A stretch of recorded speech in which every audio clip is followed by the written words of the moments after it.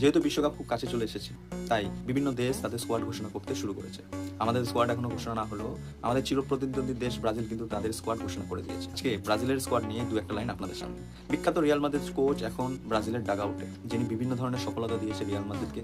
বিভিন্ন ধরনের প্লেয়ার নিয়ে কাজ করার অভিজ্ঞতা আছে, কিন্তু দেশের হয়ে তিনি কতটা কি করতে পারেন সেটা এবার দেখার পালা। এর মধ্যে দেখেছি ব্রাজিল কার্লো অ্যানসেলোত্তি নিয়ে সমালোচনা শুরু করে দিয়েছে কিছু প্লেয়ারকে নাম। তবে প্রায় 2 বছর পরে কিন্তু নেইমারকে দেখা যাবে এই বিশ্বকাপ স্কোয়াডে।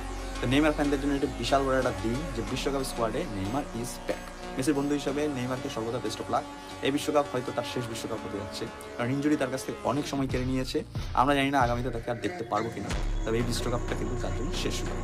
কার্লো অ্যানচেলোত্তির একটি সাহসী পদক্ষেপ হচ্ছে তিনি জোয়াও পেড্রোর মতো প্লেয়ারকে ইনক্লুড করেন, যে জোয়াও পেড্রো কিন্তু চেলসির জন্য অমায়িক সিজন করেছে।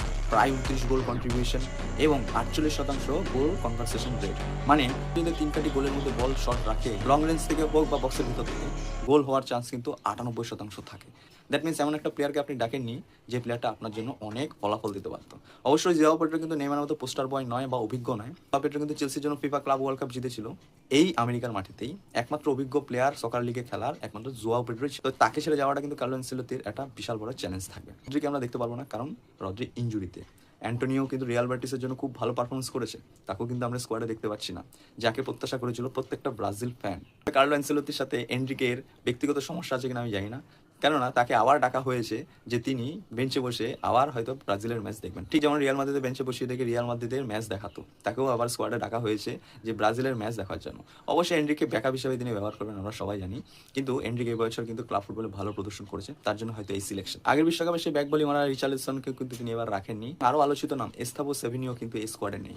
তবে গোলকিপিং পজিশনে এখনো আলিসন ও এডারসনের উপরে ভরসা রাখছে কার্লো অ্যানচেলোত্তি।